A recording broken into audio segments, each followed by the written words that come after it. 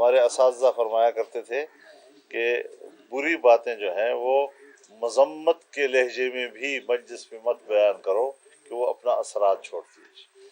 تو اس حوالے سے میں ایک اور بات کہنا چاہتا ہوں، کچھ لوگوں کی نجی باتیں بھی ہوتی ہیں، آپ بھی گھر میں بیٹھ کر اپنے دوستوں میں بیٹھ کر نجی گفتگو کرتے ہیں، وہاں آپ کوئی بعض دفعہ الفاظ کا احتیاط بھی نہیں کر رہے ہوتے، ایک ماحول آپس کا ہوتا ہے، لیکن یہ جو آپ ایک لفظ کہیں سے سن لیتے ہیں اور اس کو آپ اٹھاتے ہیں، آپ اس کو کیوں نہیں اٹھاتے کہ چوری چھپے کیوں ریکارڈنگ کی جا رہی ہے؟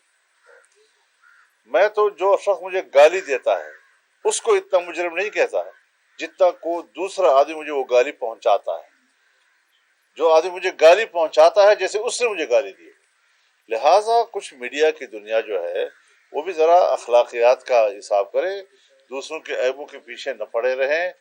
رسول اللہ صلی اللہ علیہ وسلم فرماتے ہیں کہ اپنے بھائیوں کی چھپی ہوئی باتیں اور ان کی عیبوں کو مت ٹٹولا کرو، ورنہ پھر اللہ تمہارے عیبوں کو ٹٹولے گا اور اللہ گھر بیٹھے بیٹھے تمہیں رسوا کر دے گا۔ لیکن سر حکمران کو جواب بھی ہوتا ہے نا؟ جی جواب بھی ہونا پڑتا ہے، جو حکومت کر رہے ہوتے ہیں ان کو بھی جواب دینا پڑتا ہے۔ میں یہ بات نہیں کہہ رہا، یہ حکومت کا کام نہیں ہے۔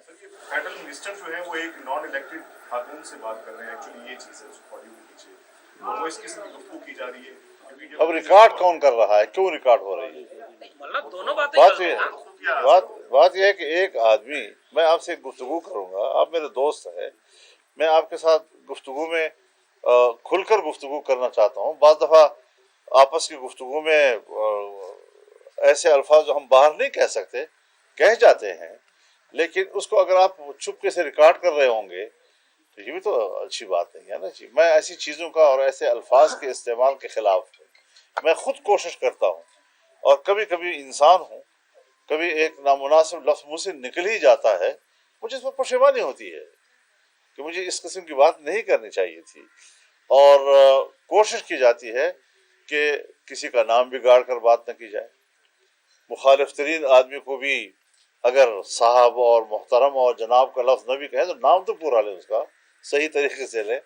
تو میں تو خود اس اخلاق کو پھیلانے کی بھی بات کرتا ہوں، نوجوانوں کی اس حوالے سے تربیت بھی کرتا ہوں، اور الحمدللہ جس کو میں جو جمعیت علماء اسلام، اس کا نوجوان نسل ہمارے زیر اثر ہے، میرے خیال میں اسی قسم کی تربیت ہر سطح پر ان کی ہوتی رہتی ہے۔